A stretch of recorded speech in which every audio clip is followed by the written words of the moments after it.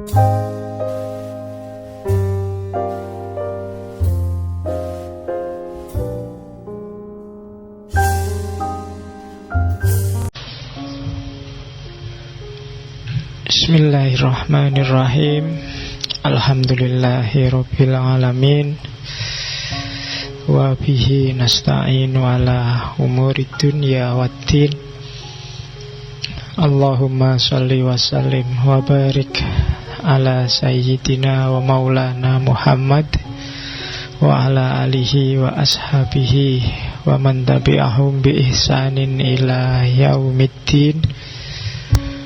Bismillah, mari kita lanjutkan ngaji filsafat kita. Malam ini kita masih ada di Cina. Keliru nih, Tiongkok. Iya, sudah sejak kecil terlanjur ngomongnya pakai istilah China. Tapi percayalah kalau saya ngomong Cina bukan niat melecehkan. Ya memang sudah mentradisi begitu. Jadi kita lanjutkan penjelajahan kita mengikuti petunjuk Rasul untuk utlubul ilma walau bisin. Nanti ada yang menyebut pikiran-pikiran filsafat Tiongkok, Cina, itu di beberapa literatur disebut sinisme. Ya, jadi jangan kaget loh ya. Nanti kalau kamu baca-baca buku kok ada istilah sinisme, itu ada kalanya memang ada aliran tertentu namanya sinisme. Tapi ada juga yang dimaksud filsafat Cina ini, yang diambil dari bahasa Arabnya sin. Ya, jadi sinisme. Karena coba nanti kamu survei-survei lihat beberapa literatur itu ada yang pakai istilah sinisme. Minggu lalu kita ketemu dengan Taoisme, malam ini kita akan ketemu Konfusianisme. Konfusianisme ini jauh lebih terkenal, jauh lebih dipakai orang, sampai hari ini masih hidup. Bahkan sebagai agama kan dia di Indonesia hari ini jadi agama resmi, agama Konghucu. Tapi kita nggak akan membahas ritual-ritual agamanya, karena kita akan fokus pada pikiran-pikiran filsafatnya yang cenderung berbau etik. Etik yang tidak metafisik, itu etiknya Konfusianisme. Jadi konkret, hidup tertib secara nyata dan harmonis, itu khasnya Konfusianisme. Teman-teman Tiongkok rata-rata filosofi hidupnya itu khas Konfusianisme. Jadi tidak terlalu metafisikal. Yang agak aneh-aneh metafisik itu yang minggu lalu, yang Taoisme. Jadi kalau nonton-nonton film ada vampir, ada jimat, itu biasanya dari sisi Taoisme. Kalau Konfusianisme enggak. Jadi mikir dunia yang konkret. Makanya teman-teman kadang-kadang jauh lebih sukses hidupnya, karena filosofinya filosofi hidup di dunia. Kaya-kaya, nggak kayak orang Islam, orang Jawa, orang pribumi. Kalau anekdotnya dari gaya berdoanya aja kan kelihatan. Kalau kita kan berdoanya pasrah, cuma nunggu, minta, nunggu dikasih. Kalau orang sana nggak cuma minta, tapi dipaksa, digoyang. Kalau doa kan gitu, wah, ya Allah, ayo, sampai rontok rezekinya. Kalau kita kan nunggu jatuh, kalau dia digoyang sampai jatuh semua. Nah, itu makanya kaya mereka. Malaikatnya yang di atas kaget semua, digoyang, ayo jatuhin, jatuh semua rezekinya. Kalau kamu kan pasrah, ya Allah, rezekinya dong. Oke, itu Konfusianisme. Hidupnya mulai tahun 551. Cuma ini mungsret itu apa? Kalau dari segi angkanya sampai 479. Tapi sebelum Masehi, kalau pakai tahun Masehi. Karena teman-teman Tiongkok kan punya tahun baru sendiri. Sebentar lagi, mungkin seminggu lagi, tidak ada, lebih dikit, tahun baru Imlek. Karena memang kalau dihitung dari sisi, dan tahunnya jauh lebih besar daripada tahun Masehi, karena hidupnya memang jauh sebelum itu. Jadi Konfusius itu sebenarnya istilah Latin, transliterasi dalam bahasa Latin dari Kung Fu Shu, atau ada yang baca Kung Fu She. Jadi itu jadi nama Konfusius itu sebenarnya nama transliterasian, bukan asli. Ini nanti akan bertaburan istilah-istilah dari bahasa sana, dan karena saya nggak ngerti bahasa sana, ya tak woco apa anane ya. Jadi mungkin ada yang ngerti, boleh diingatkan cara bacanya. Cuma sementara saya belum mendalami bahasa sana, hanya pikiran-pikirannya yang coba saya pahami. Nama aslinya bukan Kung Fu Shu itu. Nama aslinya adalah Zhongni, atau kadang-kadang dipanggil juga Kongzi. Kung itu nama keluarganya, nama marganya. Oke.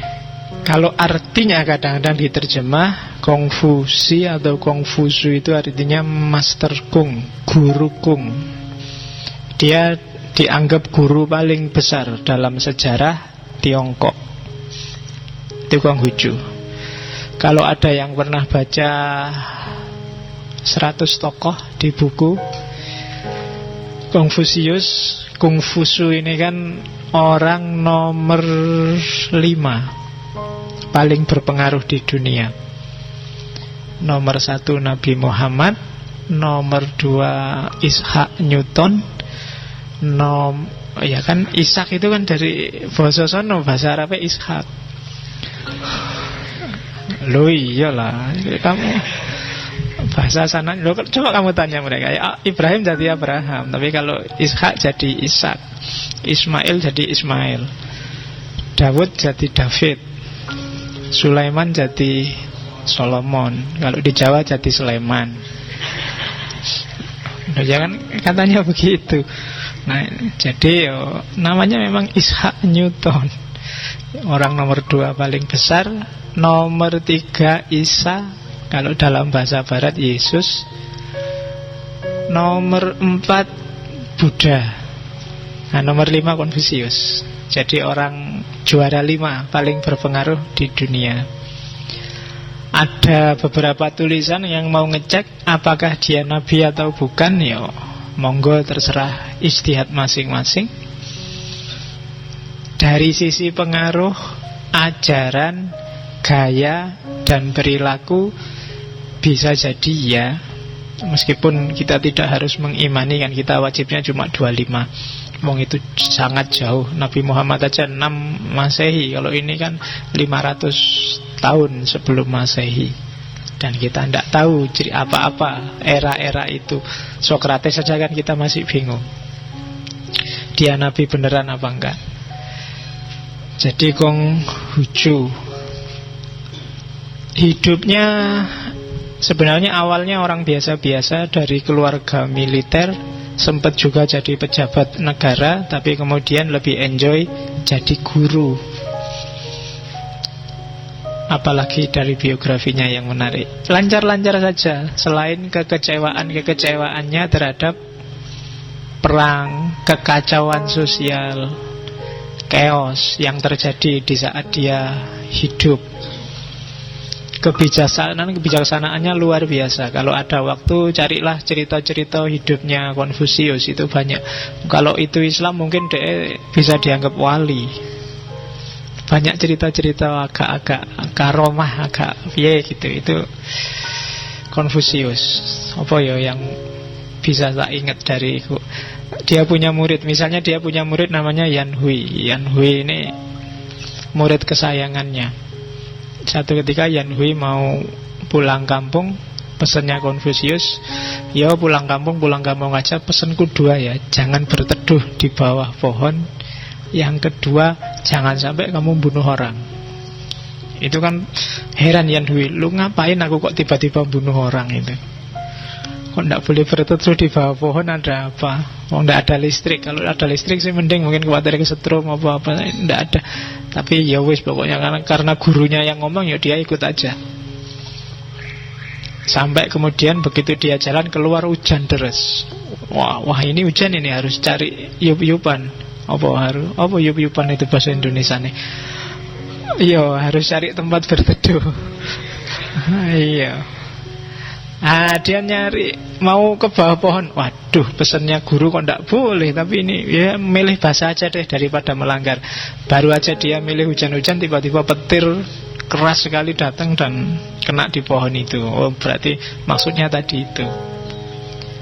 Terus selanjutnya pulang ke rumah, lihat istrinya tidur sama orang lain, berdua gelap-gelap. Oh, ini kok istriku tidur berdua sama orang lain.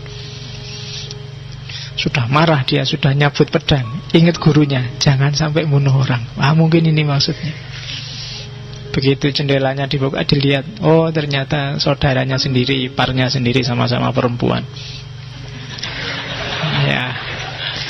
Loh, ya makanya aja ngamuan tuh. Nek ngamuan itu mesti keliru. Dan pesennya gurunya kan gampang. Wah, terus dia pulang kampung langsung ngomong, guru sampean makrifat, apa-apa ngerti laduni mesti. Terus gurunya bilang, lu ndak, aku itu ya ndak sampai segitunya. Cuma aku ngerti ini mau hujan deras, dan dari cuacanya gelagatnya kok akan banyak petir. Kalau kamu di bawah pohon bahaya, maka tak ingetin jangan berteduh di bawah pohon. Dan kulihat kamu pulangnya kok bawa pedang. Kan biasa kalau kamu bawa pedang kan tak ingetin, hati-hati lo ya bawa pedang, jangan sampai bunuh orang. Jadi jawabannya simpel. Dan kadang-kadang kebijaksanaannya itu agak awalnya susah dipahami, tapi belakangan ya. Satu ketika Yan Hui ini pejabat. Satu ketika dia sidak, lihat pedagang sama penjual gegeran. Hitung-hitungan, pokoknya pedagang ini ngeyel. 8 kali 3 itu 23. Gegeran, terus Yan Hui datang. Tak ingetin, salah. 8 kali 3 itu 24. Pedagangnya nesu. Kamu ngerti apa? Kalau kamu Konfusius baru aku percaya. Loh iya, aku muridnya Konfusius. Ayo tak ajak neng guruku, ditanyain. Ayo wis pokoknya taruhan ya. Katanya Yan Hui, kalau aku bener jabatanku tak kasih kamu. Nah, pedagangnya saking marahnya, terserahlah. Tapi kalau aku yang bener, jabatanmu kasih aku, kalau aku yang salah, penggal kepalaku. Oh, katanya pedagang itu.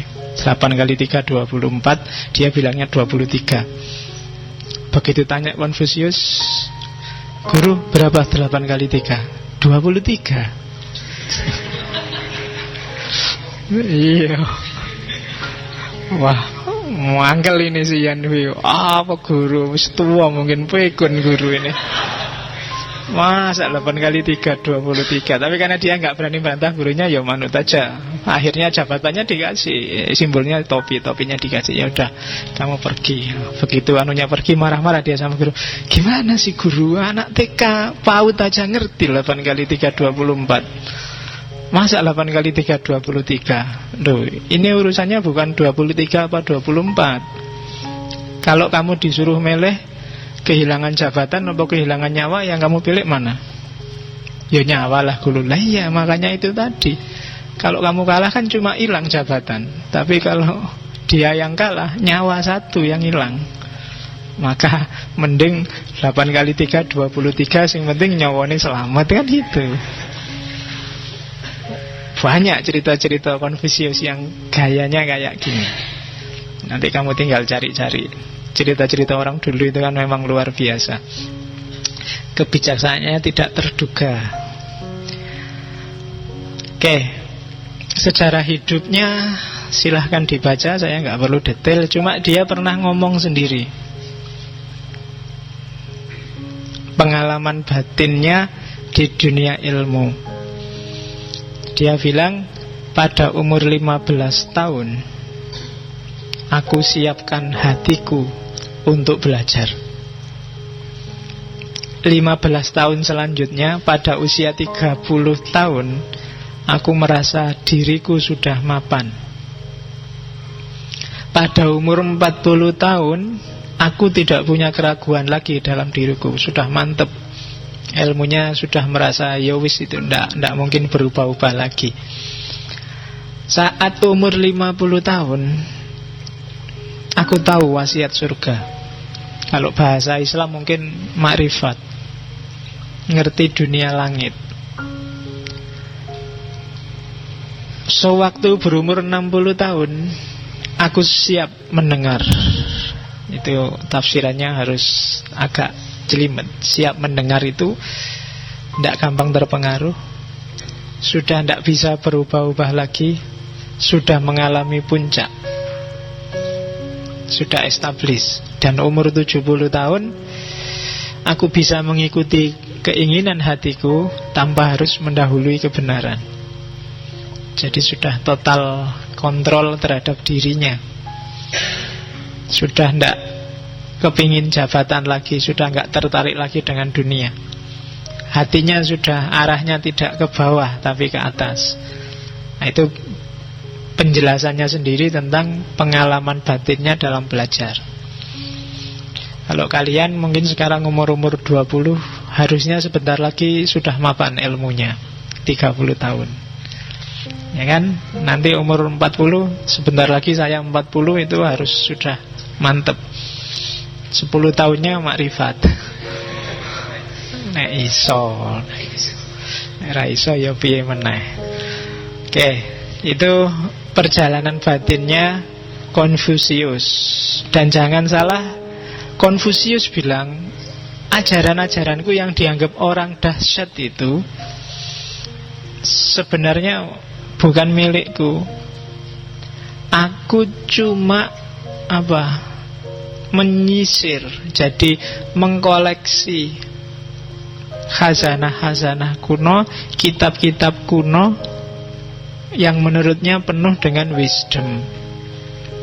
Jadi sumber ajarannya Konfusius itu ada 5 kitab. Itu kitab klasik, kitab kuno yang ada di Tiongkok klasik, yaitu kitab I Ching, kitab perubahan. Banyak filosof yang tertarik dengan kitab perubahan ini, termasuk nanti seorang pejabat panglima perang namanya Sun Tzu. Makanya minggu lalu ada yang ngirim ke Facebook saya minta Sun Tzu. Akhirnya setelah tak pikir-pikir, ya sudahlah, nggak apa-apa, Cina kita tambah satu lagi, filsafat perang dari Sun Tzu. Kalau Konfusius itu kalau dibahasakan filsafat modern, ini sebenarnya kita sedang ngomong etika politik. Cuma politik tidak dalam definisi modern, tapi politik dalam definisi Aristotelian. Seni mengelola masyarakat. Jadi minggu depan kita masih Cina sekali lagi, biar pas Cina 4 pertemuan 1 bulan kita di Cina.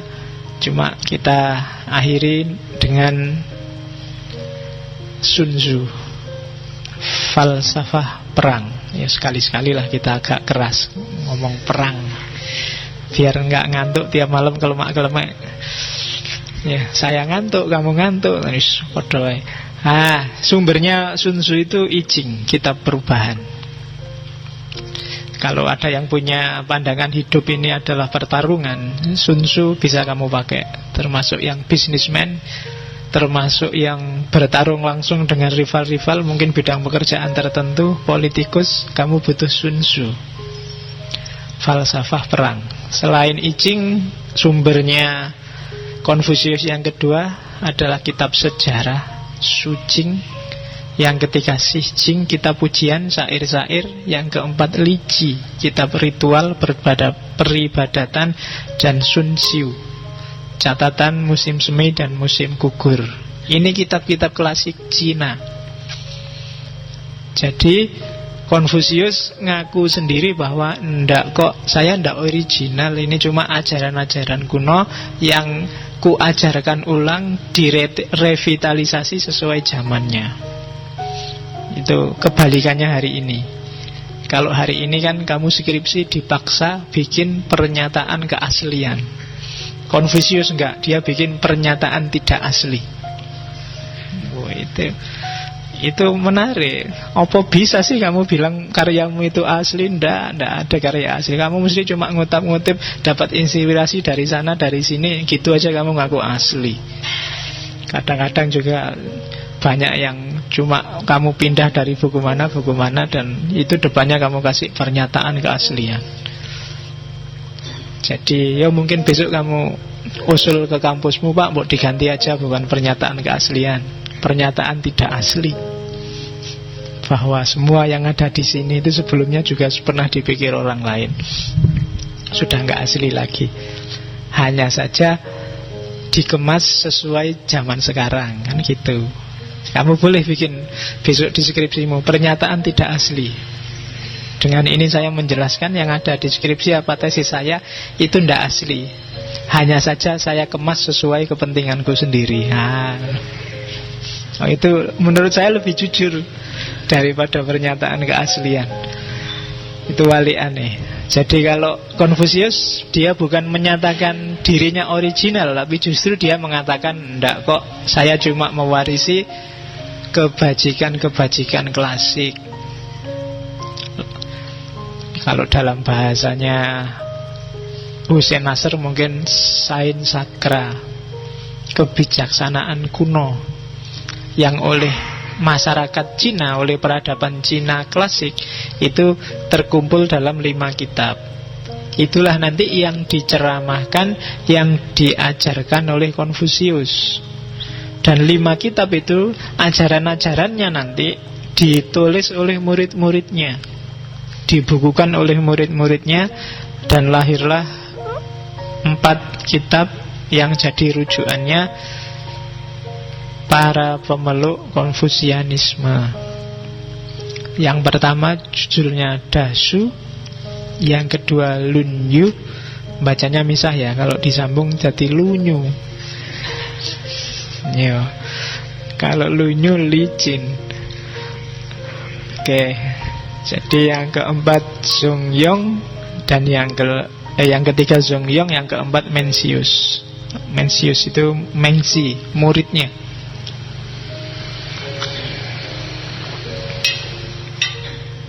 Mengzi juga masuk di 100 tokoh. Silahkan kamu cari orang-orang besar dari Cina. Jadi diinspirasi oleh kitab-kitab klasik dan ajarannya dibukukan oleh murid-muridnya. Guru pertama dengan murid paling besar dalam sejarah. Ceritanya sekitar 300-an ribu muridnya. Nanti meninggal umur 72-73. Meninggal, dia merasa meninggal bagi banyak orang meninggal dalam kondisi galau, karena dia meninggal setelah menyaksikan banyak murid-muridnya meninggal atau tewas duluan, karena situasinya memang situasi perang. Sempat jadi pejabat, kemudian mundur dan jadi guru. Kalau ada yang ingin nonton riwayat hidupnya saja, kan sudah ada filmnya itu kan, yang dibintangi oleh Chow Yun Fat. Ya, judulnya Konfusius. Yo, itu sejarahnya, tapi sudah di beberapa bagian didramatisir. Yo, ndak apa-apa kalau nggak didramatisir lah, nggak jadi film enak, jadi film dokumenter. Yo, yang main juga dicari yang bintang terkenal, yang cakep. Kalau disesuaikan sama wajah aslinya nggak menarik. Orang, iya kan, orangnya jenggotnya panjang tua gitu, ndak seru. Harus dicari yang agak cakep. Lawan mainnya juga dicari yang cakep-cakep. Oke, sumber ajarannya itu. Oke, bismillah, kita masuk ke ajarannya sekarang. Jadi ajarannya Konfusius, seperti saya bilang tadi, masuknya ke etika politik. Cuma etika politik, politik itu kan dunia sosial. Kalau di Konfusius tidak semata-mata ngatur gimana masyarakat harus dikelola, diperlakukan, tapi politik akan stabil, dunia sosial akan harmonis, diawali dari individu per individu. Tidak ada gunanya masyarakat dibikinkan undang-undang, konstitusi, norma, aturan formal yang bagus kalau orang-orangnya, individu per individunya rusak. Maka yang harus digarap duluan adalah individunya. Jadi intinya Konfusius, meskipun itu etika politik, tapi pertama-tama harus setiap orang membangun dirinya, memberadabkan dirinya, harus sadar secara moral. Kalau enggak, secanggih apapun rekayasa sosial, rekayasa politik dilakukan, tidak akan bisa jalan. Meskipun ada KPK, ada Polri, ada undang-undang, ada konstitusi, tapi kalau orang-orangnya rusak, tidak ada gunanya aturan yang baik. Maka katanya Konfusius, garap dulu orangnya. Kalau orangnya baik, kadang-kadang aturan nggak terlalu bagus pun, atau bahkan nggak diatur pun, baik dengan sendirinya. Tapi ya, sebagus apapun aturan, kalau orang-orangnya sudah cacat, ya aturan itu jadi jembatan untuk menuju kecacatan. Itu prinsip utama etika politiknya Konfusius. Jadi kalau kamu punya cita-cita Indonesia ini bagus, membangunnya harus dari dirimu sendiri. Tidak usah cerewet sama orang lain. Kamu sendiri dulu sudah jadi warga negara yang baik belum? Kalau sudah, kamu sudah menyumbang sesuatu. Itu fokus ajarannya Konfusius. Jadi etika pertama diawali dari memberadabkan diri, self cultivation. Kemudian jenis etikanya, kalau dulu saya lupa pertemuan keberapa itu kita ada sesi etika, tergolong virtue etik, etika kebajikan, yang diinspirasi oleh Socrates, Plato, dan Aristoteles. Jadi etika politik yang diawali dari pribadi-pribadi yang jenisnya adalah virtue etik. Nah, itu polanya Konfusius. Jadi jangan lupa, itu sawah kita hari ini berarti ada di etika politik. Etika politik itu levelnya lebih tinggi daripada sekedar ilmu politik.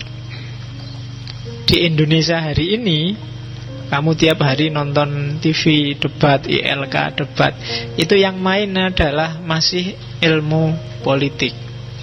Orang masih ribut dengan aturan, orang masih sibuk dengan mana sesuai konstitusi, mana tidak, mana melanggar aturan, mana tidak. Itu masih level formal. Di atas ilmu politik itu ada etika politik.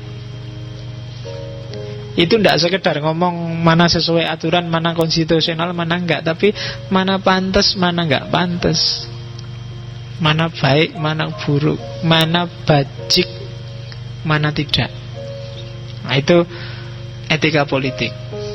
Ya sudah banyak sih orang yang menyinggung-nyinggung etika politik, tapi dalam prakteknya kelihatannya di Indonesia masih belum jalan. Isine ndak karu-karuan kan. Kamu lihat TV itu bingung dewe kamu iki sekarang sing bener sing ndi. Yang dulu suka Jokowi sekarang mulai ragu-ragu. Yang dulu dianggap musuhnya Jokowi, lu kok sekarang gabung sama Jokowi. Lo bingung, ndak karu-karuan, ndak jelas sekarang mana hitam mana putih. Dan orang memainkan kepentingannya sendiri-sendiri, tidak peduli. Ya benar sih secara konstitusi, tapi kadang-kadang ndak melihat etika. Tidak melihat apa ya pantes ya aku gini, apa ya sudah seharusnya, seyogyanya, itu etika. Jadi kalau ada kalimat seyogyanya itu coraknya etik. Kalau seharusnya itu formal. Makanya kita yang ada di Jogja harusnya ya agak etikanya yang agak gitulah, karena kita seyogyanya. Kalau seharusnya itu wajib kan, seharusnya urusannya harus, tapi kalau seyogyanya kita harus lebih beradab dari yang lain. Oke, itu inti ajarannya Konfusius. Metodenya Konfusius itu kalau digambarkan kiai lah hari ini. Jadi cara berpikirnya tidak argumentatif, tidak pakai dalil-dalil rasional yang mendalam, tapi praktis. Kadang-kadang pakai kiasan, pakai sindiran, dan diulang-ulang. Nah itu kiai kan gitu, orang ceramah kan gitu. Ya memang dia guru etik. Kalau nggak diulang-ulang ya mungkin orang akan lupa. Tidak perlu argumentatif, karena etik itu yang dibutuhkan ketika diceramahkan, persuasif. Gimana orang terdorong untuk ikut apa yang dikatakan. Itu yang dilakukan oleh Konfusius. Mirip kayak Sokrates, cuma kalau Sokrates argumentatif. Orang diajak mikir, diarahkan berpikirnya, terus pada akhirnya menyimpulkan. Kalau Konfusius enggak, ahli ceramah lah kalau hari ini. Jadi ngomong pakai retorika, diulang-ulang, itu kan jenisnya retorika. Gimana caranya orang ikut gagasan-gagasannya, persuasif. Tidak usah dipikir dalam, yang penting orang tertarik. Nah itu beberapa filsafat timur gayanya seperti ini. Orang wow dulu, dibikin terpesona dulu. Wah indah sekali ya, bagus sekali ya. Kalau sudah kayak gitu, tidak usah mikir, tidak usah cari dalil bagus-bagus. Bikin terpesona dulu, dia akan ikut apa yang kamu katakan. Cari retorika yang bagus, orang akan ikut. Nah, kalau kamu punya teknik ini, jadilah penceramah. Kamu akan laku. Ya kan? Bisa mempersuasi orang. Jadi tidak dari pikiranmu. Tidak penting penceramah itu pikirannya cerdas, argumentasinya dalam. Yang penting bisa menarik orang. Entah dengan cara bikin orang ketawa, entah bikin orang wow, atau dengan pokoknya gimana caranya orang tertarik. Kalau sudah, tinggal kamu masukkan ideologimu, selesai. Itu bedanya sama Sokrates. Di situ kan di bawah ada bandingannya Sokrates. Kalau Sokrates lebih dialektis, lebih pakai akal, argumentasi. Oke, itu ciri pertama. Ciri kedua, Konfusius itu tidak antroposentris, tapi humanis. Jadi kalau antroposentris terlalu manusia. Kalau humanis itu memihak manusia, tapi tidak segalanya, sisi-sisi kemanusiaannya saja. Itu humanis. Ada sisi-sisi dari manusia yang dianggap negatif, dianggap tidak bagus, dianggap jelek, itu harus disisihkan. Itu bedanya antroposentrisme sama humanisme. Kalau antroposentrisme, semua yang di manusia harus diberdayakan.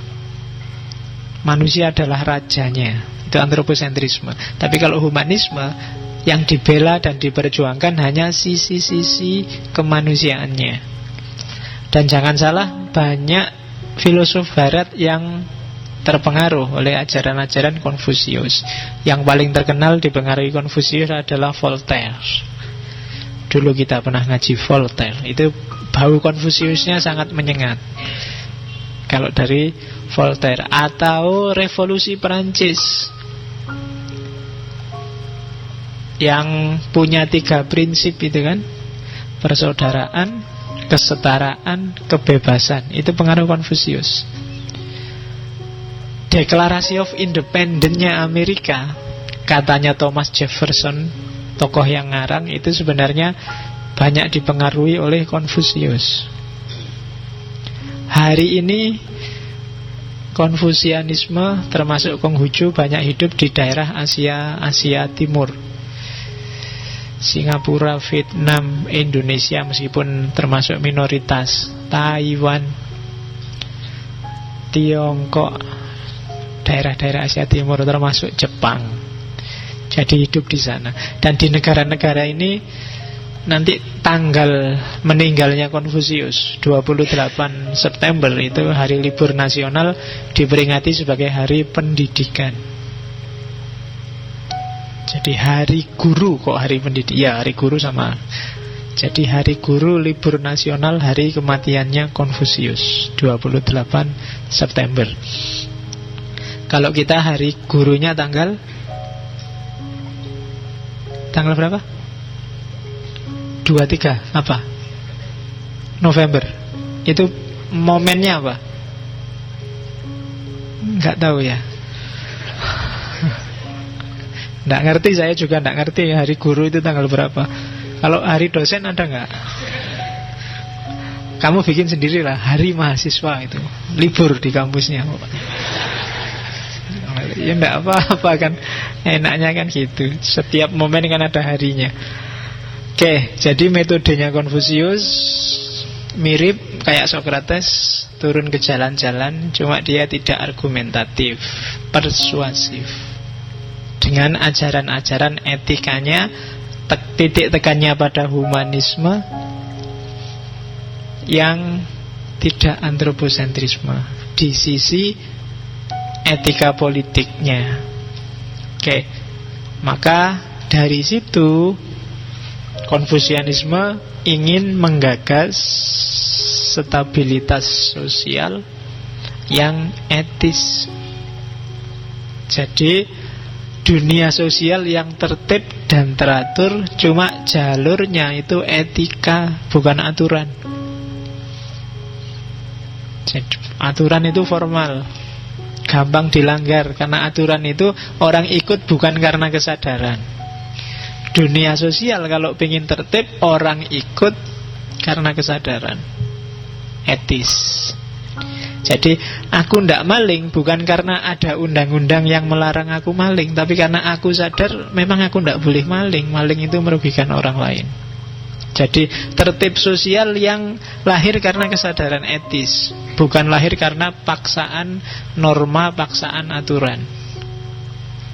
Nah itu yang disasar oleh Konfusius, yang nanti dijadikan undang-undang beberapa dinasti di Tiongkok. Meskipun ada juga kaisar-kaisar tertentu yang membasmi ajaran Konfusius, anti ajaran Konfusius, meskipun sampai hari ini ajaran itu masih hidup di tengah masyarakat. Oke, alurnya itu alur dari individu, terus keluarga, dan dari keluarga baru negara. Jadi kalau karakter kita, moralitas kita sudah bagus, maka kehidupan keluarga akan tertib. Kalau keluarga tertib, tentram, maka baru negara akan teratur. Kalau keluarga rusak, tidak akan bisa lahir negara yang teratur. Jadi jangan-jangan kaconya Indonesia hari ini itu karena nggak banyak orang memperhatikan kehidupan keluarga. Yang miskin sibuk gimana caranya biar kaya, jadi cuek sama kehidupan keluarga. Yang kaya, yang punya jabatan, yang kelas tinggi apalagi nggak punya waktu sama sekali untuk keluarga. Jadi selesai, yang lahir generasi-generasi yang tidak tentram, dicuekin terus. Orang yang dicuekin ini kan mesti sakarepe dhewe. Yang sekarang heboh itu apalagi kan, anak bayi dikasih rokok itu kan. Iki piye mikire. Jadi kalau keluarga beres, tenang aja, negara akan ikut beres. Tapi kalau keluarganya kacau, ya akan kacau. Fokusnya Konfusianisme. Sekarang kita lihat asumsi-asumsi dasarnya. Ini masih panjang ya. Jadi asumsi dasarnya yang pertama, hidup ini tiangnya adalah moral. Ini pernyataan yang ratusan tahun jauh sebelum Immanuel Kant. Pernyataan yang sama pernah disampaikan oleh Immanuel Kant bahwa masyarakat tertib, tiangnya kehidupan sosial itu moralitas. Kalau moralitas rusak, kehidupan akan rusak. Bahkan alam semesta juga akan meresponnya dengan kerusakan. Gempa bumi, banjir, apalagi perang, semua bencana itu sebenarnya porosnya ada di rusaknya moralitas. Loh, hubungannya apa Pak? Banjir kan sungai yang meluap. Kalau di Konfusius itu ada korelasinya dengan rusaknya moral. Entah langsung, entah tidak langsung. Jadi hidup ini kan saya bilang 2 minggu yang lalu, ciri khas pikiran timur, alam semesta ini hidup secara harmonis. Dan di antara variabel harmoni alam itu manusia. Harmoni ini kalau salah satu rusak, yang lain juga akan terpengaruh, jadi tidak seimbang. Karena terbukti jelas manusianya sekarang banyak yang rusak, yuk timbal baliknya alam juga meresponnya secara negatif. Maka lahir bencana-bencana. Kenapa? Harmoninya sudah rusak. Yang merusak siapa? Manusia. Jadi kalau dicermati mungkin pakai fisika, pakai biologi, pakai, nanti akan kelihatan di mana intervensi manusia yang merusak harmoni. Ya mungkin antara gempa dengan moralmu nggak ada korelasinya, tapi kalau dihubung-hubungkan nanti nyambung loh. Nah itu pandangan timur, termasuk Konfusius. Maka hampir semua filosof timur itu arahnya perbaikan moralitas. Hidup yang benar dulu, baru mikir yang lain. Yang kedua, itu yang pertama, asumsi yang nanti diadopsi oleh Rousseau dan kawan-kawan, bahwa manusia itu hakikatnya adalah baik. Jadi tidak ada orang jahat.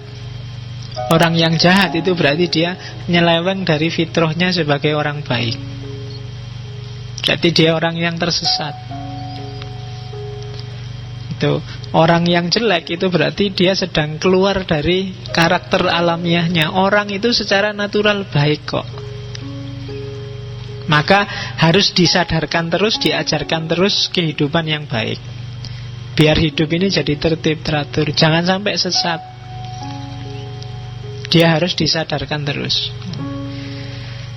Jadi asumsi kedua tentang baiknya manusia. Jadi tidak ada orang salah, tidak ada orang jahat, yang ada orang tersesat. Ya kalau orang sesat jangan dimarahi, jangan dicaci maki. Hari ini kan banyak orang yang dianggap sesat terus dimarah-marahi, dicaci maki.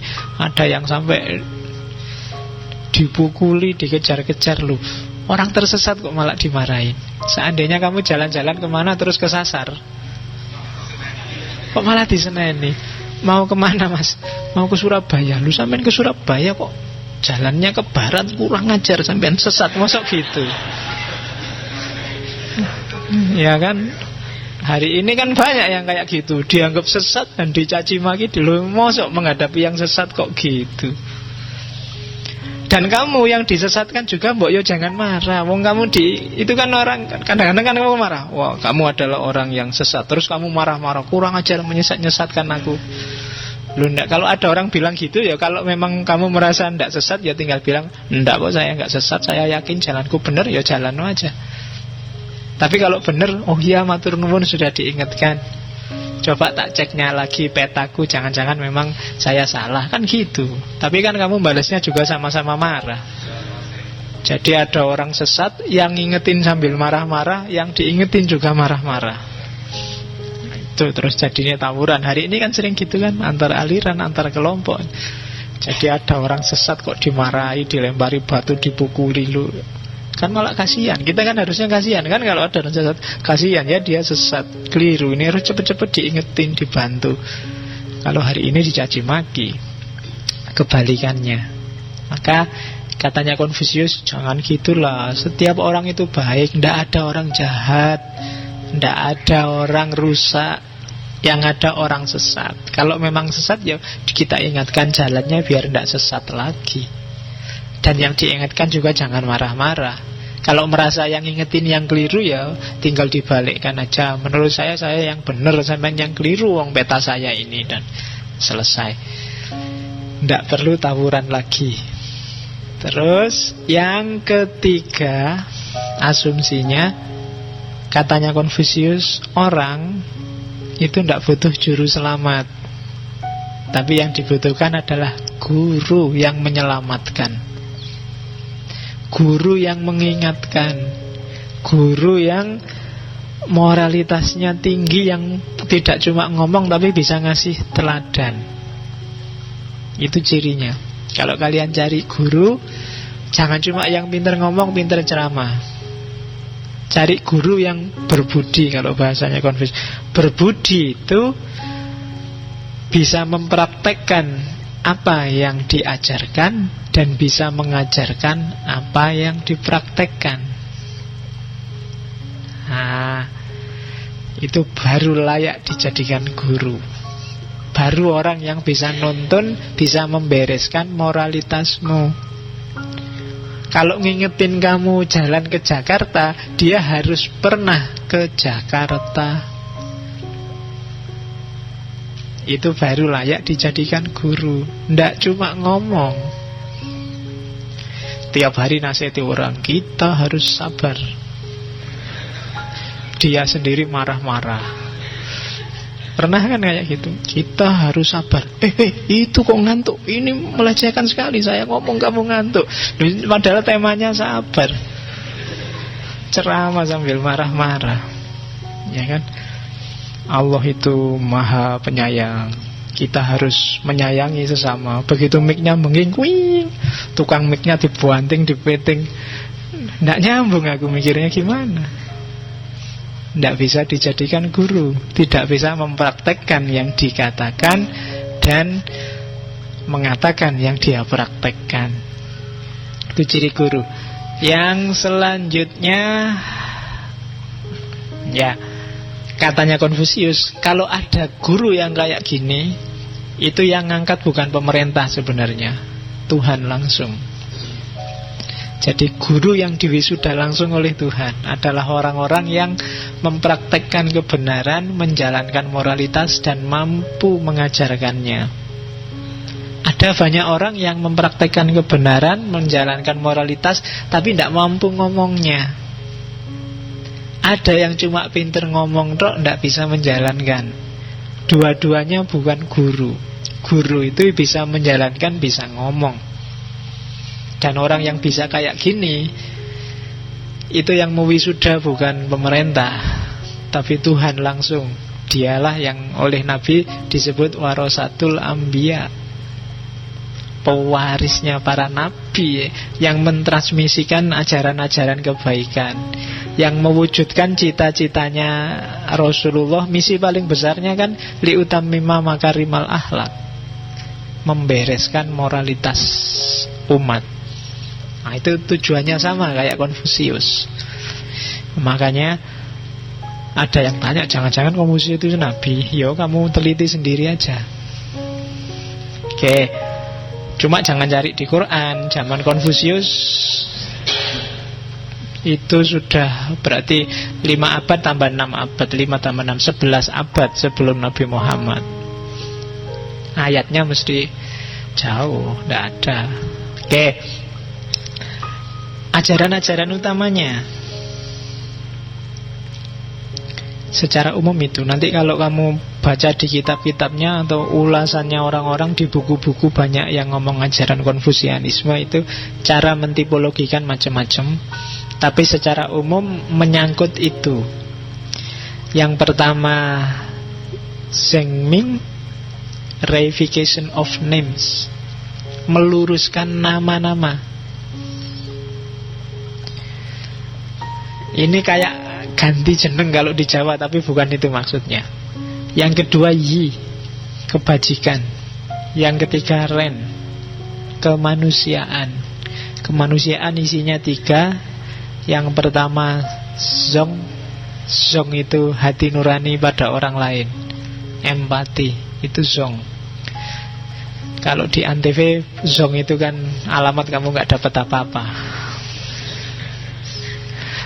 Tapi kalau di Konfusius, dengan zong berarti hati nuranimu bagus. Kamu punya empati pada orang lain, itu berarti kamu punya zong. Yang kedua si, dan yang ketiga xiao. Jadi kalau si itu mementingkan orang lain, dirinya sendiri nanti saja nggak apa-apa. Kalau xiao itu menghormati, menghargai orang lain.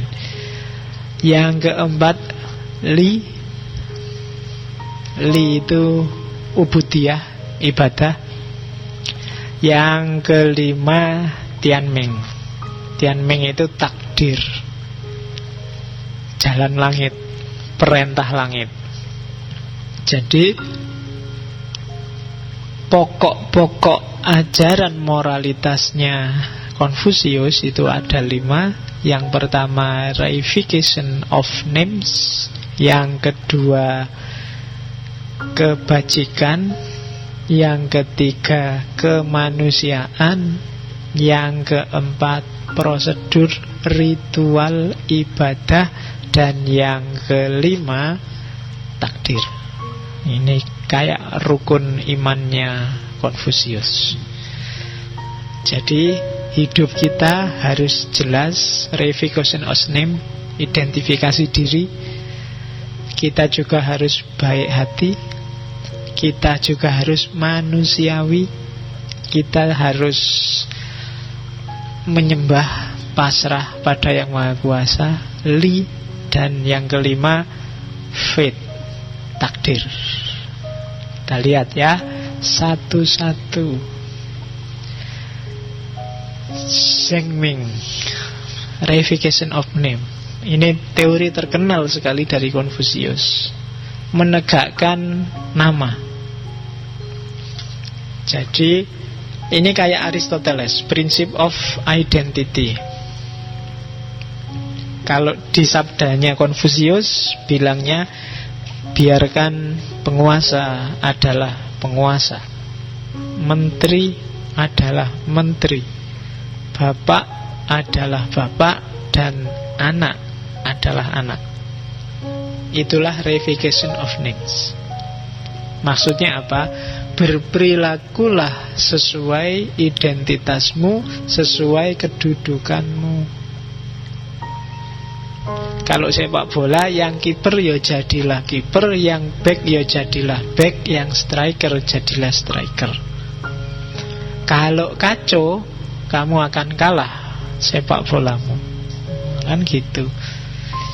Yang mahasiswa ya jadilah mahasiswa yang baik, yang dosen jadilah dosen yang baik, yang tani jadilah tani yang baik. Sekarang kan campur, enggak karu-karuan. Makanya Indonesia ini bingung. Yang pengusaha jadi wakil rakyat, yang pengacara jadi komentator, ya kan? Yang artis jadi politikus. Ya, jadi enggak karu-karuan, enggak jelas karepe apa. Ya tatanan sosial mesti rusak, enggak karu-karuan. Kalau mahasiswa sudah gaya jadi dosen, oh itu alamat sudah, ya kan? Atau kebalikannya, dosen gaya jadi mahasiswa, wah itu apalagi. Tidak sesuai fungsi dan kedudukannya, akan jadi masalah secara sosial. Kadang-kadang jangankan yang itu, yang paling dasar aja kadang-kadang kamu tidak bisa identifikasi. Misalnya, kamu itu cowok apa cewek sih? Loh, kadang-kadang keliru loh orang-orang itu. Sekarang yang cowok itu ngalah-ngalahi cewek, make up-annya, lamanya mandi, dandannya, sekarang luar biasa. Gaya ngomongnya juga kadang-kadang kulitnya ngalang-alai cewek lembutnya. Lu ndak jelas. Yang ceweknya tegas luar biasa, yang cowoknya malah kelemak-kelemek. Ndak jelas. Ini sumber kekacauan sosial pasti. Yang tani ya tetap aja jadi tani. Lakukan sebaik-baiknya sebagai seorang petani. Yang guru, jadilah guru. Lakukan sebaik-baiknya seperti seorang guru. Itulah reification of names. Yang kakak, jadilah kakak yang baik. Yang adik, jadilah adik yang baik. Yang menteri, jadilah menteri. Yang bapak, jadilah bapak. Itu prinsip besar secara sosial yang hari ini di Indonesia sering kacau balau. Secara struktur tidak jelas. Presiden aslinya pengusaha, DPR aslinya artis. Kemudian apalagi kiai aslinya pelawak. Loh, ya kan banyak sekarang. Pelawak itu kan sekarang banyak yang jadi kiai. Loh, apa umatnya tidak rusak itu? Kalau ndagel sih enak. Tapi isinya apa terus ngasih tahu masyarakat? Wong tugasnya ulama itu membagi ilmunya pada masyarakat, bukan dagelannya. Oh, itu kan yang bikin kacau hari ini. Tontonan jadi tuntunan, tuntunan jadi tontonan. Kan sering ngomong kayak gitu. Itu sumber rusak sudah. Itu kayak kiper tapi pengen terkenal maju jadi striker. Ya kan, hari ini tuh kan semua pingin maju, pingin masuk TV, pingin terkenal. Gak ada yang mau jaga gawang, gak ada yang mau diem-diem, pokoknya tak beresin semua deh. Kalau ada yang mau ngerusak tak bentengi, gak masuk TV juga gak apa-apa. Gak ada yang kayak gitu sekarang. Sekarang semua pingin jadi striker. Jadi wilayah pertahananmu kosong. Akhirnya dibantailah kamu 4-0.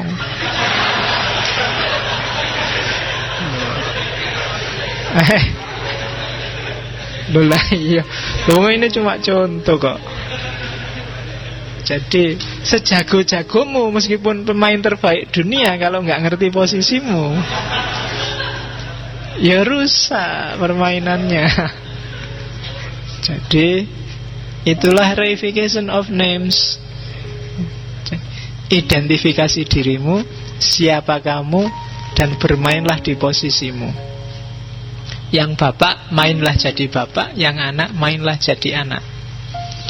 Kadang-kadang kamu sudah mahasiswa, merasa pinter kuliah, begitu pulang kan kamu mainnya kayak bapak. Wah, bapaknya ngasih tahu bapak nggak ngerti apa-apa. Bapak di rumah cuma kerja di sawah. Saya ngaji filsafat sampai sekian puluh kali, Pak. Mantap temen. Jadi kamu tidak ngerti posisimu. Loh, bapakmu mungkin wawasan filsafatnya nggak kayak kamu, tapi dia punya banyak pengalaman melebihi kamu.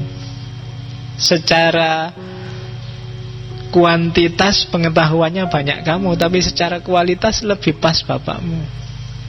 Bapakmu lebih banyak pengalaman, jadi dia ngerti kapan maju, kapan mundur. Pengalamannya banyak. Kayak sepak bola itu kan, yang pinter itu mungkin gak terlalu banyak lari, sebentar-sebentar dapat. Tapi yang baru ngerti sepak bola mesti lebih capek dia, mau muter lapangan, bal di mana dikejar, ya kan. Tapi yang pinter gak terlalu capek. Itu orang tua kelebihannya di situ. Meskipun informasimu banyak, tapi kan kamu gak ngerti ilmu ini keluarnya harus kapan. Jadi Zheng-Ming, prinsip pertama, identifikasi diri, tegakkan nama, tegakkan identitasmu. Kalau kamu mahasiswa, jadilah mahasiswa yang baik dan semua orang ngakui bahwa ya, kamu mahasiswa yang baik. Kalau kamu jadi teman, berlakulah jadi teman yang baik dan temanmu juga ngakui kamu memang teman yang baik. Kamu jadi mahasiswa yang baik dan dosenmu ngakui kamu memang mahasiswa yang baik. Nah, itu penegakan nama. total dalam segala status yang kamu miliki. Yang jadi takmir yang baik. Yang jadi apalagi bisnis, yang dagang, yang kuliah, yang aktivis, jadilah aktivis yang baik dengan segala cirinya. Ya kalau saya tidak tahu aktivis yang baik itu yang kayak gimana. Yang total, Pak, saya total sekali Pak aktivisnya Pak, sampai kuliahnya tak cuekin, tidak lulus sampai semester 14. Nah itu, yo kamu bukan mahasiswa yang baik, tapi aktivis yang baik. Jadi reification of names. Terus kebajikan. Ini gede anunya ya, tak kecilin. Kebajikan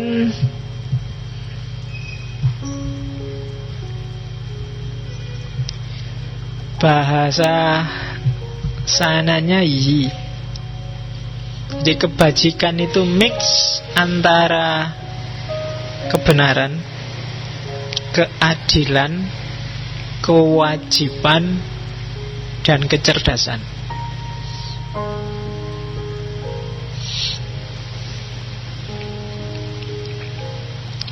Jadi kebajikan itu kamu menjalani hidupmu dengan dasar kebenaran, keadilan, kewajiban, dan kepantasan.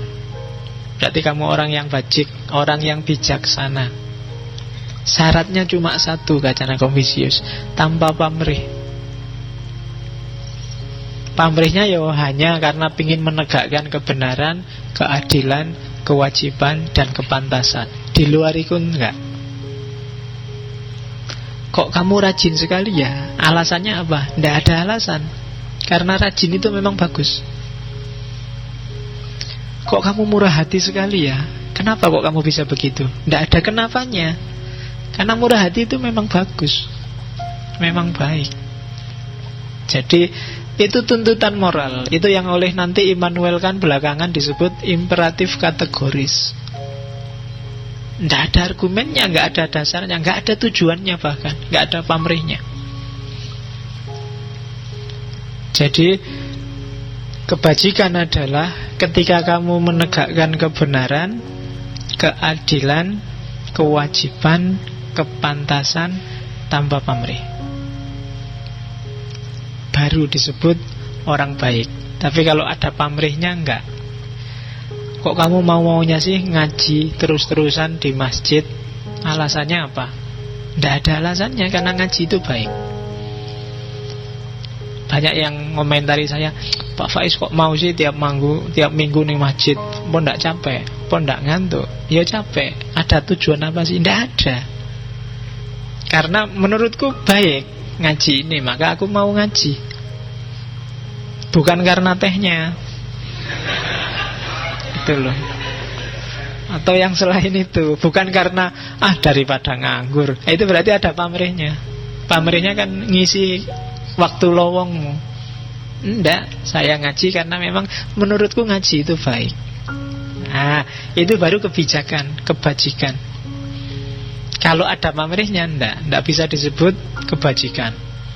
Jadi melakukan apapun tanpa syarat, kalau itu kebaikan. Wah, kamu kok baik hati sekali padaku ya? Ada pamrih apa? Enggak, karena baik hati itu baik. Baik hati itu bagus, maka aku baik padamu. Kamu enggak usah GR. Nah, gitu loh. Kamu enggak usah mikir aneh-aneh. Ya karena baik itu. Oke ya. Kamu kok mau tiap hari nganter aku, tiap hari jemput aku, nge-SMS aku tiap hari? Oh enggak, karena nge-SMS tiap hari itu baik, membahagiakan orang lain. Jadi aku tanpa pamrih. Ya wis, kalau tanpa pamrih aku tak cari yang lainnya. Ya jangan. Oke, enggak jadi berarti. Enggak jadi kebajikan itu, berarti ada pamrihnya. Oke, jadi itu kebajikan menurut Konfusius. Jadi yang pertama, bereskan identitasmu, reification of names. Terus yang kedua, Jadilah orang bijaksana, jadilah orang baik yang tanpa syarat, tanpa alasan. Yang ketiga, jadilah manusiawi. Jadi jadilah orang yang bisa hidup seperti orang. Itu Ren, prinsip Ren. Apa sih kewajiban seorang manusia hidup seperti manusia?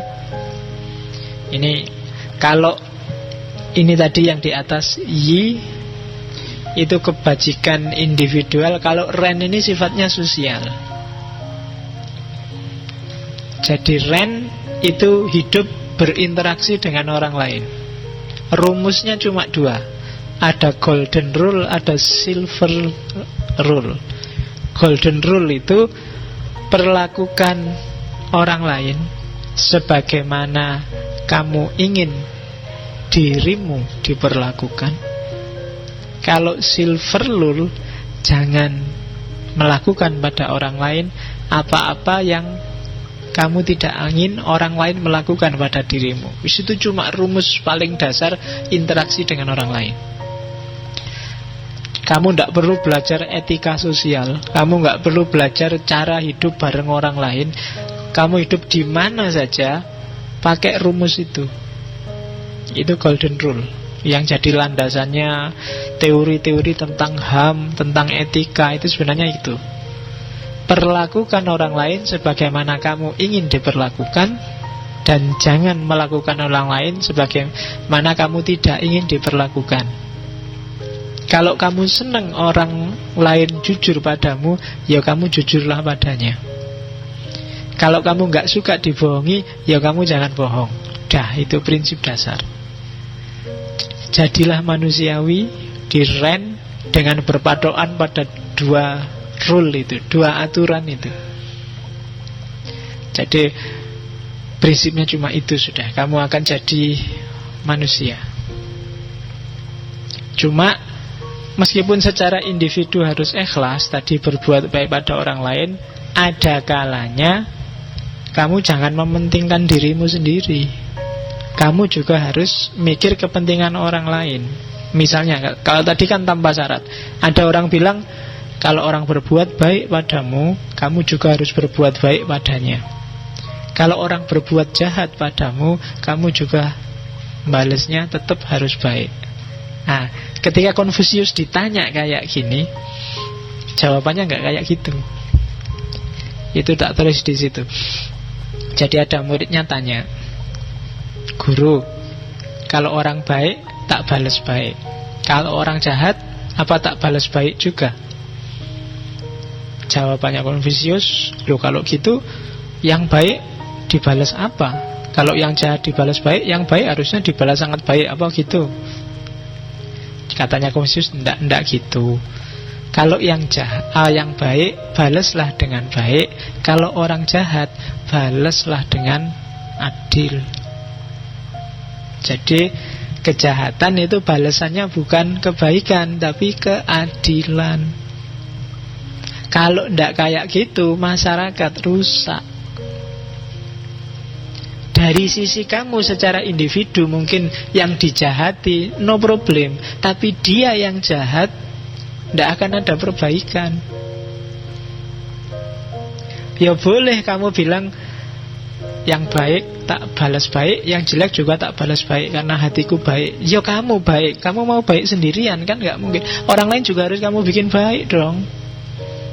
Jadi balasannya harus keadilan. Ingatkan. Atau ada sistem yang hukum, ya hukumnya harus dijalankan dalam rangka keadilan. Jadi jangan ditampar pipi kanan, dikasih pipi kiri. Diselingkuhi istri pertama, dikasih istri kedua. Nggak bisa gitu loh.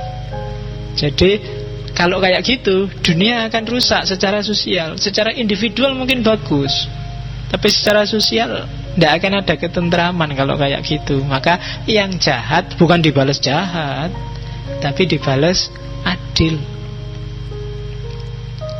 Itu demi stabilitas sosial. Kita kan sering kayak gitu.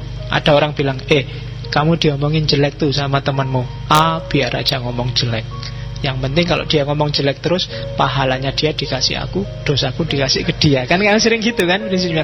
Loh, kalau kayak gini nggak ada perbaikan dong. Kamu berarti nggak sayang sama temanmu dong. Katanya kamu orang baik. Harusnya kamu bikin gimana caranya sejauh kemampuanmu, temanmu yang keliru itu jadi benar, yang jelek jadi bagus. Baru dengan cara gini dunia sosial akan tertib. Lah kalau yang dizolimi cuek terus semua, yang jahat jahat terus, dan dunia gak akan stabil. Maka kebaikan balaslah dengan kebaikan, kejahatan balaslah dengan keadilan. Ya keadilan itu nanti ada sistemnya sendirilah. Bisa undang-undang, bisa etika. Jadi jangan dibiarin aja, atau dibales dengan yang kebaikan malahan. Nanti orang jahatnya jahat terus, ndak ada perbaikan. Oke, makanya kan Nabi bilangnya unsur ahoka zoliman au mazluman. Kalau yang mazluman jelas, tapi yang zolim gimana menolongnya? Bukan kok terus dikasih hadiah, tapi yang zolim itu dihindarkan biar dia ndak zolim lagi. Itulah keadilan namanya. Oke, jadi ajaran kedua, Ren.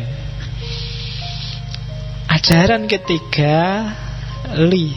Li itu peribadatan yang berkembang jadi kesusilaan. Li itu kalau awalnya sebelum Konfusius itu persembahan, korban. Jadi ini ritual yang di semua agama di mana-mana selalu ada persembahan. Yang di Islam terus jadi korban. Kalau di Konfusius, jadi makna dari Li, iya sih dia ritual, cuma ditambahi lagi. Ritual itu sebenarnya nggak sekedar ritual, tapi dia simbol dari kepasrahan dan kepatuhan. Nah, di dunia sosial, kepatuhan ini berarti kepatuhan terhadap moralitas, patuh terhadap norma-norma yang berkembang di masyarakat. Jadi, jadilah kamu orang baik, orang bijaksana, yang manusiawi, yang punya kesopanan.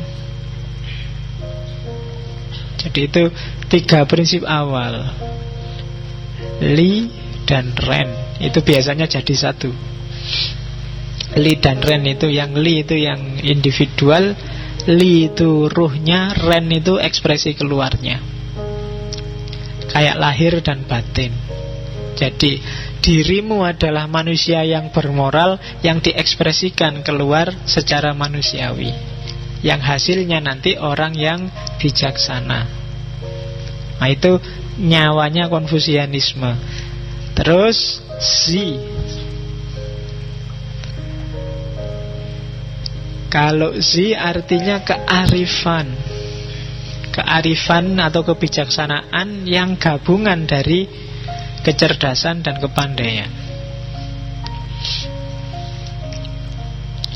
Caranya jadi orang bijaksana itu yang di bawah itu pepatah-pepatah dari Konfusius. Jadi kalau kamu melihat orang yang bijaksana, berusahalah menyamainya. Tapi kalau kamu lihat orang tidak bijaksana, ya jangan disamai. Nanti kamu jadi tidak bijaksana juga. Periksalah dirimu sendiri. Jangan-jangan kamu juga sebenarnya kayak dia, tidak bijaksana. Jadi kalau ada orang bijaksana, kamu dekati dia dan kamu samai kebijaksanaannya. Kalau ditembang itu wong kang soleh kumpulono, biar kamu bisa niru. Jadi pelajaran paling gampang itu niru. Kalau kamu susah, gimana sih Pak jadi orang baik itu? Carilah orang baik dan tirulah. Simple. Nah, kalau gitu kita nggak bisa dapat pelajaran Pak dari orang yang tidak baik. Bisa. Kalau kamu punya teman tidak baik, belajarlah dari dia untuk biar dirimu gak kayak gitu. Jadi periksalah dirimu. Punya teman satu utangan lagi, misalnya, aku gak usah kayak gitulah, gitu loh. Yang satu, wah temanku yang ini rajin sekali baca buku, harusnya aku kayak dia, tak tirulah. Kalau kamu sudah bisa kayak gini, kamu termasuk juga orang yang bijaksana. Jadi kalau lihat yang jelek-jelek, ndak kesusu marah-marah, ndak kesusu menyesat-nyesatkan. Menurutku yang kayak gitu keliru, aku ndak akan kayak gitu deh. Itu orang bijaksana. Wah itu luar biasa bagus, gimana ya caranya aku bisa kayak gitu. Itu kebijaksanaan. Terus yang kedua, orang bijaksana itu bila kamu melakukan kesalahan, jangan takut untuk memperbaiki. Jangan gengsi. Nggak sekedar minta maaf loh ya, nggak sekedar ngaku salah, tapi apa? Diperbaiki. Itu baru orang yang bijaksana. Nggak ada gunanya kamu bolak-balik salah minta maaf, salah minta maaf. Lama-lama orang nggak percaya. Mesti keliru lagi, mesti salah lagi, mesti minta maaf lagi. Nggak, orang bijaksana itu kalau keliru, kalau salah, dia berusaha memperbaiki. Itu orang bijaksana. Ciri selanjutnya, ciri yang ketiga, orang bijaksana itu kalau tahu, yo gayanya kayak orang yang tahu. Kalau tidak tahu, gayanya seperti orang yang tidak tahu. Sekarang kan banyak kebolak-balik. Yang pinter karena khawatir diganggu, ditanyai macam-macam, direpoti, pura-pura nggak ngerti aja deh. Sementara yang nggak tahu, guayane kayak tahu-tahu. Tenang aja, urusan sama aku beres, ngerti-ngerti, tenang aja. Itu dia nggak tahu kalau dia nggak tahu. Itu sumber kekacauan sudah. Di Indonesia hari ini coba dilihat komentator-komentator yang diwawancara di TV itu kan, pernah nggak ada yang diwawancara di TV? Menurut Bapak gimana problem ini? Ada nggak yang bilang, wah mohon maaf ya, saya nggak tahu itu, ilmuku terbatas ya kan? Nggak ada kan yang kayak gitu. Mesti semua berusaha untuk pingin jawab, pingin komentar. Itu yang bikin rusak. Karena yang nggak tahu nggak gaya kayak nggak tahu. Yang tahu pura-pura nggak tahu. Aku pura-pura nggak tahu aja. Kalau ngerti, orang-orang ngerti aku tahu, mesti ditanyai macam-macam, mesti dikejar-kejar, mesti dikonsultasiin, repot, nggak usah lah. Itu orang ngerti pura-pura nggak ngerti. Itu kan kalau di Ghazali kan ada beberapa tipe. Orang ngerti tapi nggak tahu kalau dia nggak ngerti, itu ciri pertama. Tapi ada orang ngerti dan tahu dia ngerti, orang paling baik. Ada orang nggak ngerti tapi tidak tahu kalau dia tidak ngerti.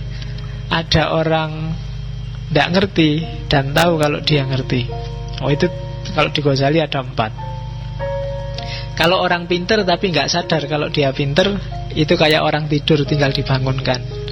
Ayolah, kamu bisa kok, kamu ngerti kok, kamu tidak pede aja. Sebenarnya kamu sudah ngerti. Itu orang ngerti tapi dia nggak tahu kalau dia nggak ngerti. Yang paling bahaya itu yang terakhir, orang nggak ngerti tapi nggak tahu kalau dia nggak ngerti. Bodoh tapi merasa pinter. Wah, rusak itu dunia sudah. Ya kan? Orang bijaksana adalah orang yang tahu bahwa dia tidak tahu. Katanya Socrates kan gitu. Jadi justru ciri orang bijaksana adalah yang tahu batas pengetahuannya. Aku ngerti sih, cuma ngertiku cuma sampai segini. Dan luasnya ilmu itu masih banyak yang saya nggak tahu. Itu orang bijaksana. Orang semakin pinter biasanya semakin bijaksana. Kenapa sih ada istilah filsafat padi, semakin pinter orang semakin menunduk? Menunduknya orang pinter itu bukan karena semata-mata acting rendah hati dan rendah diri, enggak. Tapi karena dia semakin sadar bahwa ternyata masih sangat luas yang aku enggak ngerti. Berarti dia semakin pinter.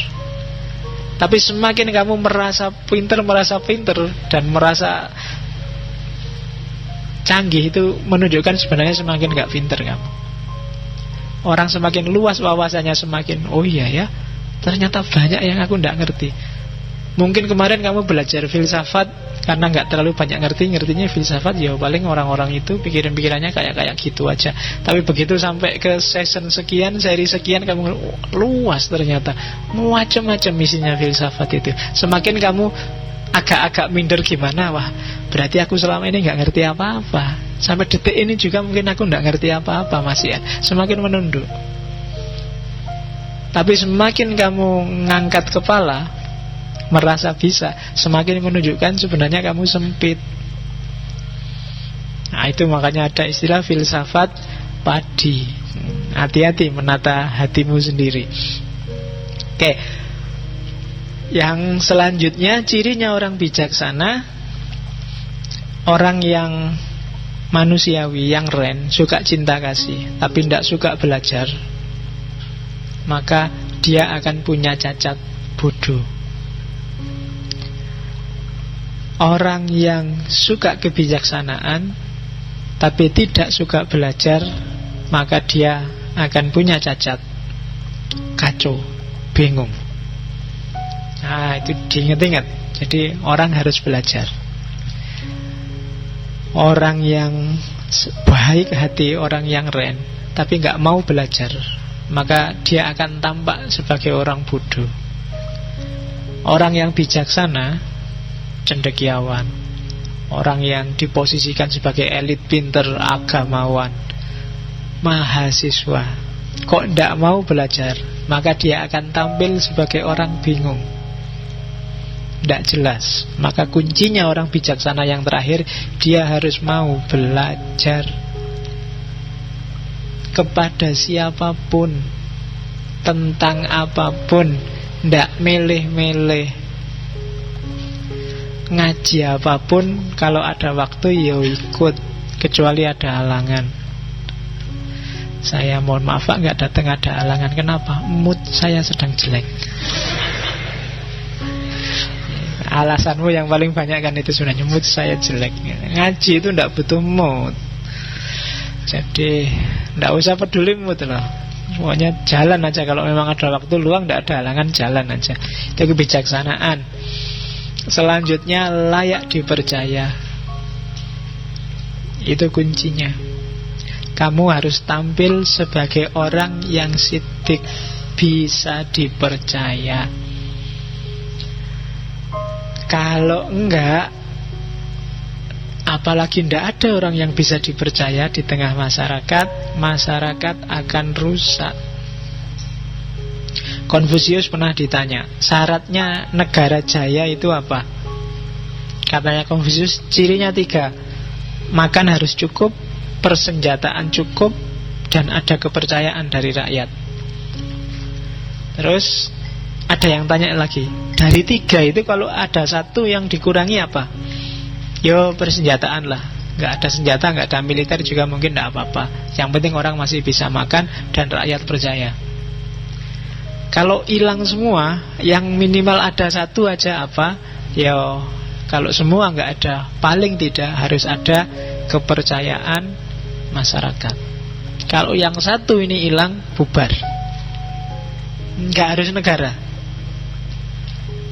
Ngaji ini aja, level RT aja, level takmir aja, kalau tidak ada yang layak dipercaya dan masing-masing saling tidak percaya, saat itu juga akan bubar organisasi sosial. Kamu tidak percaya padaku, aku tidak percaya padamu, minggu depan gak akan ada yang berangkat.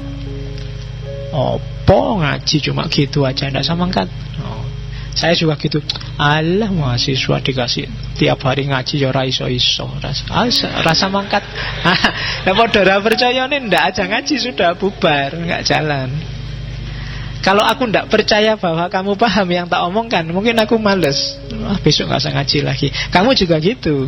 Kalau kamu nggak percaya bahwa aku bisa ngasih kamu sesuatu, kamu juga nggak berangkat. Kita ada di sini karena kita saling percaya dan memang bisa dipercaya. Itu fondasinya masyarakat. Kalau kamu sudah tidak percaya sama presiden dan presiden juga tidak percaya sama kamu, tinggal nunggu waktu. Cepet. Jadi gampang.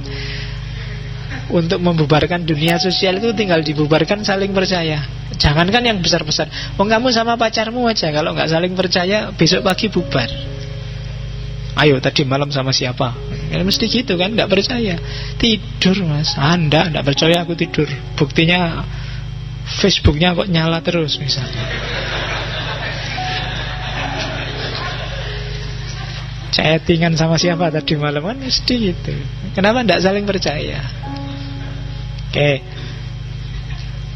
Dan yang kesekian Tianmeng, takdir.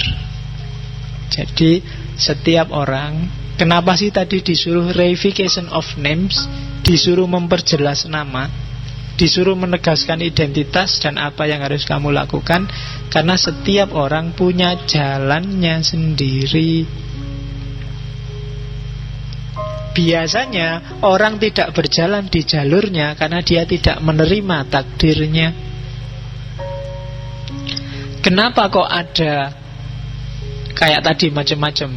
Tani gayanya kayak bos, yang bos gayanya kayak pejabat. Itu karena dia tidak percaya dengan jalannya sendiri, tidak percaya dengan takdir, jalan langit yang ditetapkan untuk dirinya, fate. Jadi kehendak Tuhan. Tianmeng itu makna harafiahnya bisa kehendak Tuhan atau mandat dari Tuhan. Kamu jadi mahasiswa, jadi kakak, jadi anak, jadi saudara, jadi teman, itu sudah jalan yang digariskan oleh Allah, oleh Tuhan, oleh Tian, oleh langit. Maka bereskan jalan yang sudah digariskan itu. Kamu gak usah nyeleweng nyari jalan yang lain. Jalanmu sudah itu. Nah kalau kamu gak melakukan itu, emangnya siapa yang melakukan? Skripsi itu sudah jalanmu, wong kamu mahasiswa. Kalau ndak mbok garap-garap, emangnya sopo sing ngarep-garap ke? Nunggu apa lagi? Kan gitu. Jadi terimalah takdirmu untuk nggarap skripsi, terimalah takdirmu untuk ujian, terimalah takdirmu untuk nggarap tesis, nggarap disertasi. Kenapa? Itu sudah jalanmu. Karena kamu punya identitas jadi mahasiswa. Itu loh. Gak usah dilawan. Karena kamu laki-laki dan muslim, maka kamu punya takdir sunat. Ya diterima aja meskipun sakit. Wong itu sudah jalannya. Arep ndak sunat piye, susah kamu nanti malahan. Ya kan? Gak enak memang sunat itu, tapi ya dalane kuwi piye nae. Gitu loh. Hidup itu harus kayak gitu katanya Konfusius. Kamu ngerti jalanmu dan tegaslah di situ, reification of names. Kalau enggak, ya mesti tatanan jadi rusak. Yang pelawak ya wis ndagelah bikin orang tertawa, terhibur, selesai. Lah kalau pelawak banting setir dadi kiai, lah umat yang butuh nasihat akhirnya cuma bisa ketawa, nggak dapat apa-apa. Gitu loh. Yang kiainya jadi DPR, lah rusak kabeh, ndak karu-karuan. Jadi masing-masing punya jalan tapi golek jalan dewe-dewe ndak jelas. Tianmeng.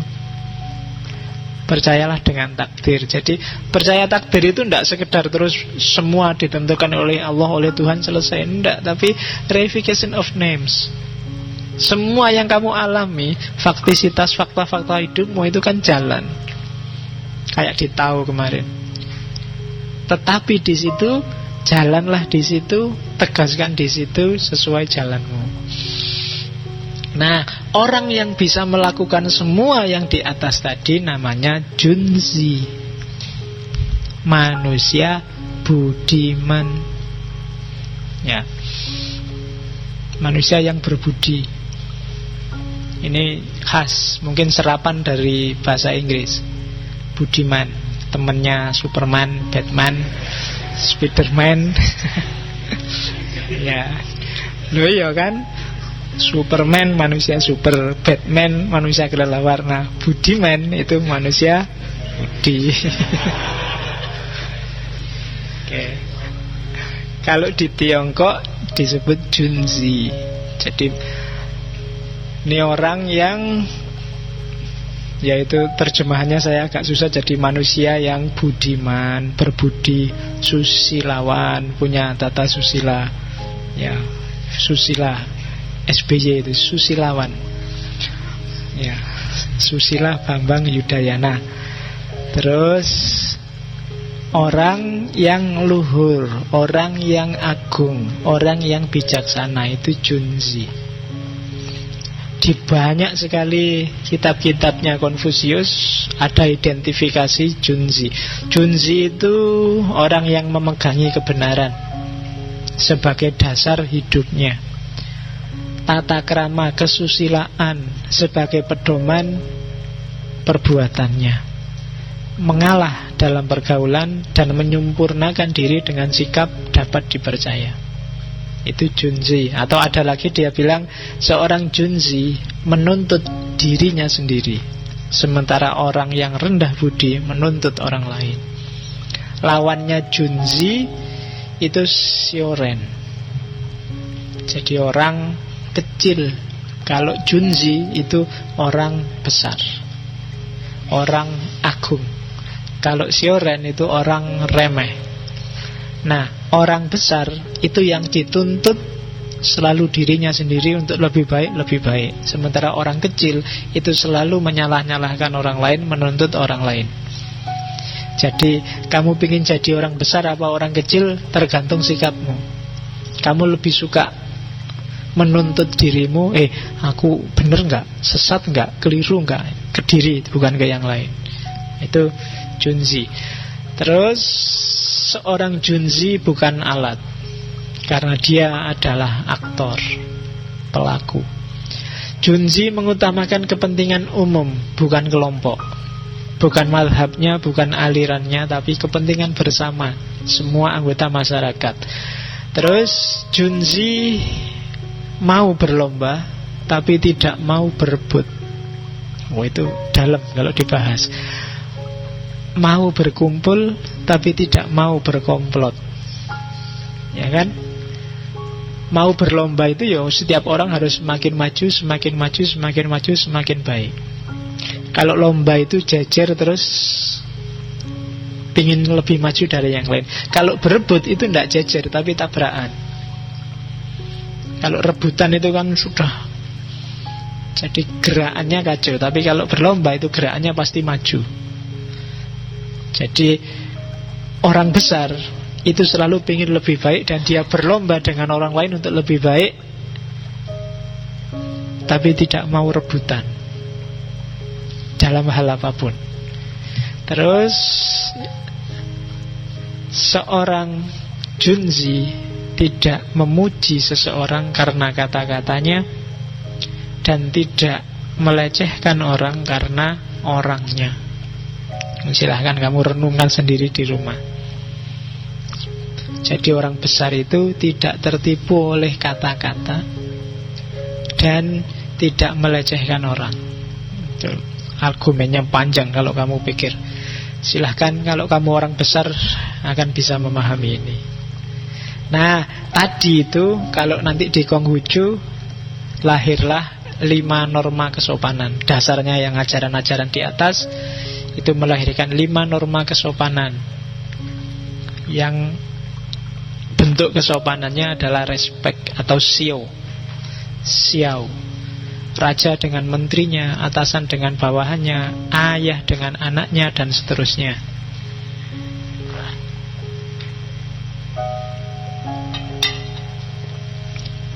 Oke, terus 8 prinsip belajar saya masukkan karena mungkin ada yang ingin tahu gimana sih urut-urutan cara belajar.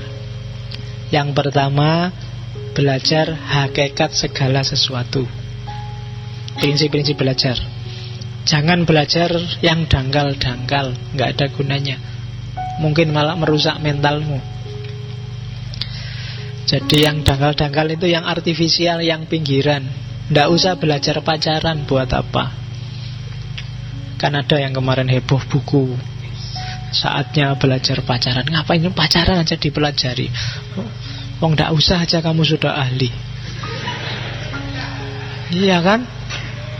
Jadi buang-buang waktu, dangkal. Belajar yang esensial, yang hakiki, jangan yang artifisial. Terus prinsip belajar yang kedua, jujur. Dengan jujur kamu bisa ngukur kapasitasmu. Kenapa kamu nggak boleh nggak jujur? Nanti orang nggak bisa ngukur. Nggak apa-apa dikasih nilai E sama dosennya, kalau memang itu jujur, ternyata memang aku belum bisa. Daripada Pak mbok saya dikasih A terus dikasih A bener, akhirnya kamu sendiri salah identifikasi dirimu. Kamu anggap kamu memang kualitasnya A padahal E. Jadi belajar juga harus jujur, biar kamu ngerti level ilmumu itu 60, 50 apa 100. Kalau enggak, mengacaukan sendiri konstruksi kepintaranmu. Orang juga akan susah identifikasi kamu. Bahkan sering-sering kamu sendiri juga tertipu. Jangan seneng-seneng dengan dosen yang nilainya murah atau nilainya pelit, yang biasa-biasa aja. Dosen yang sangat murah mungkin rada dikoreksi pokoknya 3I A. Itu mesti dosennya sendiri nggak jujur. Dan itu bikin kamu nggak bisa ngukur kemampuanmu. Apa memang kamu sudah bisa bener kok bijimu A? Jadi, makanya orang Jawa kan menyebutnya tidak sekedar nilai, tapi biji. Jadi biji itu kan semacam benih. Kalau benihnya aja sudah nggak jujur, sudah rusak, nanti tumbuhnya juga akan rusak. Oke ya, biji. Oke, terus belajar berarti kamu harus siap mengubah pikiranmu. Jangan kaku. Belajar berarti kamu siap diubah. Jadi jangan belajar hanya sekedar nambah informasi. Belajar harus punya fungsi transformatif, reformatif. Jadi orang yang semakin baik, semakin baik. Semakin tambah ilmumu, kamu harus semakin meningkat kualitas kemanusiaanmu. Itu yang ketiga. Belajar berarti yang keempat, membina diri sendiri. Kalau 1, 2, 3, 4 sudah beres, maka belajarmu harus juga punya fungsi membereskan keluarga. Keluarga itu ya bisa formal, ayah, bapak, ibu, adik, atau lingkungan sekelilingmu. Sampai kalau lingkungan sekelilingmu beres dan setiap orang lingkungan sekelilingnya beres, pada akhirnya negara juga akan beres. Kalau setiap negara beres, maka akan ada dunia yang beres. Jadi berjenjang, membereskan individu, membereskan keluarga, sampai nanti negara beres dan akhirnya dunia akan beres. Oke. Dalam hidup ini, bermasyarakat khususnya, ada 4 faktor yang harus kamu perhatikan. Yang pertama kelakuanmu, yang kedua ucapanmu, yang ketiga baru kehidupan sosial politik harus kamu perhatikan beres tidaknya, dan yang terakhir baru dunia sastra, dunia seni, dunia estetika, dunia hiburan. Itu agak ranking. Jangan dibalik. Jangan nyari hiburan terus tapi melupakan kelakuanmu. Itu agak ranking. Tidak mungkin pemerintah beres kalau kelakuan dan omonganmu rusak. Tidak mungkin kamu bisa menikmati hiburan dengan nyaman kalau pemerintahannya kacau. Maka itu ranking. Itu prioritas kehidupan di tengah masyarakat. Bereskan dulu perilaku, bereskan dulu tutur kata sopan santun, bereskan dulu kehidupan sosial politik, baru yang terakhir kita bisa menikmati hidup. Kalau enggak, kita akan sering galau, sering sumpek karena kehidupan kita kacau. Nah, itu sarannya Konfusius. Dan Konfusius punya 8 sifat mulia. Nanti silahkan kamu baca sendiri. Ada Hao, Ti, Tiong, Sin, Li, Ji, Liam, Ti. Nah, jadi ini kalau di Islam namanya akhlakul karimah. Silahkan dipelajari. Yang pertama tulus dan berbakti. Yang kedua hormat pada yang lebih tua. Yang ketiga punya watak setia. Yang keempat bisa dipercaya dan menepati janji. Yang keenam tata krama sopan santun, etiket dijaga. Yang selanjutnya solidaritas, tenggang rasa, tepo seliro. Yang selanjutnya hidup sederhana dan tidak nyeleweng. Banyak kan yang sederhana sih sederhana tapi nyeleweng. Itu yang harus diperhatikan. Jadi sederhana saja nggak cukup ya. Yang pertama-tama harus tidak nyeleweng. Pak, saya sederhana pak, saya hemat air, 3 hari baru mandi sekali. Saya itu namanya sederhana sih tapi sesat itu. Kasihan temenmu. Jadi liam, hidup sederhana tapi tidak nyeleweng. Terus menahan diri dari perilaku yang amoral, yang dapat merusak moralitas. Oke. Ada beberapa quotes dari Confucius. Hati-hati, ini penyakit kita. Orang yang punya ilmu, mahasiswa, dosen, ilmuwan, cendekiawan. Katanya Confucius, tahu apa yang harus dilakukan namun tidak melakukan adalah sifat seorang pengecut. Kamu harus jadi orang baik. Kamu harusnya rajin belajar. Kamu harusnya, kan banyak, kamu tahu, sangat tahu apa yang harus kamu lakukan, tapi banyak juga yang tidak kamu lakukan. Jadi mungkin 80% perilaku kita agak pengecut. Pakai kategorinya Confucius. Tahu mana bagus, tahu mana tidak bagus, tapi kan kita tidak menjalankan yang bagus itu. Ngaji itu bagus, kadang-kadang kita malas. Tahajud itu bagus. Masih ada yang rajin tahajud enggak? Sudah enggak aneh ya. Itu kita tahu yang bagus-bagus tapi tidak jalan yang bagus-bagus itu.